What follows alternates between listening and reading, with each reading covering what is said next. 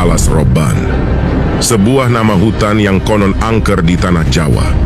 Kemistisan tempat tersebut sudah dikenal, bahkan jauh sebelum adanya kehidupan modern. Lantas, sejarah apakah yang tersimpan di balik hutan angker tersebut? Semuanya akan terjawab dalam kisah Alas Roban kali ini.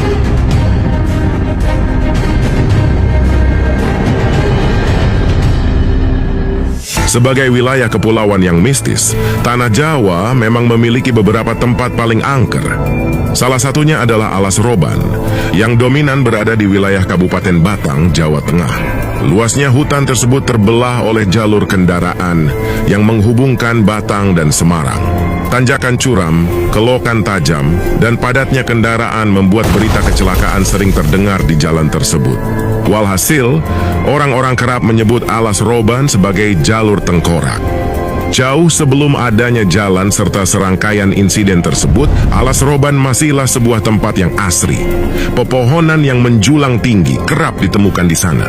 Dedaunan rimbunan lebat membuat bagian dalam Alas Roban tidak terpapar sinar matahari. Udaranya yang dingin dan lembab menjadikan Alas Roban sebagai sebuah habitat yang cocok ditinggali hewan buas, bahkan para demit. Konon, demit-demit tersebut kerap menyasarkan, bahkan menculik penduduk di Kesultanan Mataram yang hendak mencari ranting. Ketika dilakukan pencarian, para penduduk hanya menemukan arit yang tergeletak di tanah. Namun jasad sanak saudara mereka tidak ditemukan di Alas Roban. Karena maraknya kejadian tersebut, maka para penduduk mengadu kepada pemimpin mereka kala itu, yaitu Sultan Agung Hanyokrokusumo. Sang Sultan awalnya merasa kebingungan terhadap kondisi serta misteri yang ada di Alas Roban. Setelah merenung cukup lama, Sultan Agung Hanyokrokusumo kemudian terpikirkan satu nama. Dia adalah Bahurksotapa, sang tumenggung yang dikenal sakti dan memiliki ilmu kedikdayaan tinggi. Masalahnya Bahurksotapa jarang menghadap Sultan. Sang Sultan menduga bahwa Bahurkso tengah mengatur siasat pemberontakan. Demi menguji kesetiaan sang tumenggung, maka Sultan Agung Hanyokrokusumo menuliskan sebuah surat. Surat tugas bagi Tumenggung Bahurksotapa untuk menghilangkan segala ancaman yang ada di Alas Roban.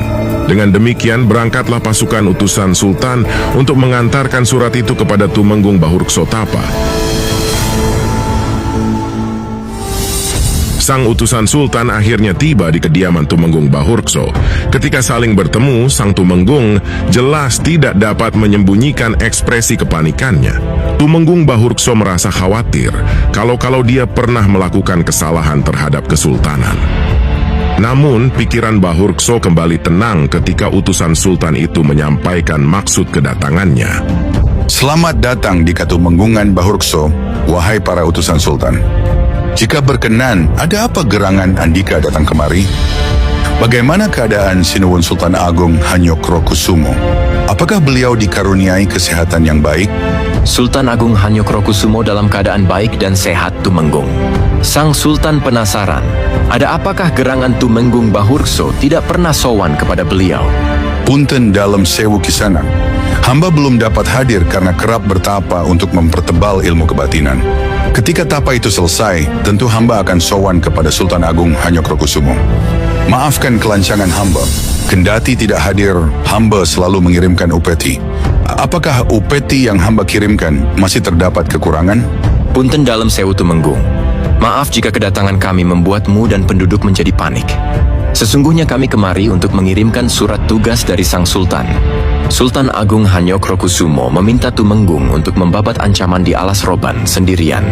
Sang Sultan nantinya hendak menjadikan hutan tersebut sebagai lahan tanam pangan dan pemukiman. Alas Roban sendirian, punten dalam sewu kisanak.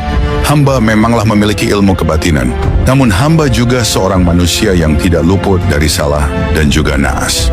Mengingat betapa angker dan berbahayanya Alas Roban, sudikah kiranya Sultan kirimkan pasukan? Punten dalam sewu, Tumenggung. Keputusan Sultan adalah mutlak. Dengan berat hati, Tumenggung Bahurkso menerima tugas tersebut.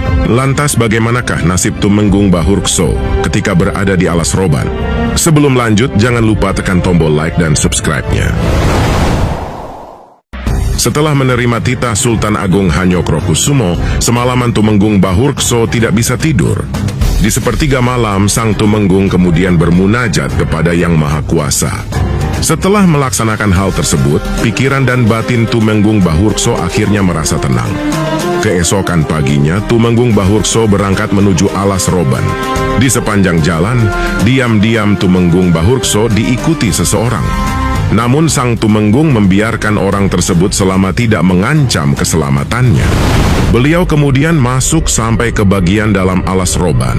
Sesampainya di dalam, dada Tumenggung Bahurkso terasa sesak, bau anyir, kondisi minim pencahayaan, serta udara lembab di dalam hutan seakan menekan dada sang Tumenggung. Belum lagi suara-suara bisikan aneh dan tawa yang melengking memekakan telinga sang Tumenggung. Guna menenangkan batinnya, maka Tumenggung Bahurkso mencari tempat luas yang tidak terdapat semak belukar. Beliau kemudian mendekati sebuah pohon besar. Pohon itu dipilih sebagai tempat bersemedi dengan posisi bergelantungan seperti kalong. Semua indera sang Tumenggung tertutup dalam posisi itu. Tumenggung Bahurkso hanya melihat, mendengar, merasakan, bahkan mencium menggunakan sukma dan mata batinnya. Terkejutnya Bahurkso ketika melihat hampir seluruh sudut Alas Roban dihuni demit-demit menyeramkan.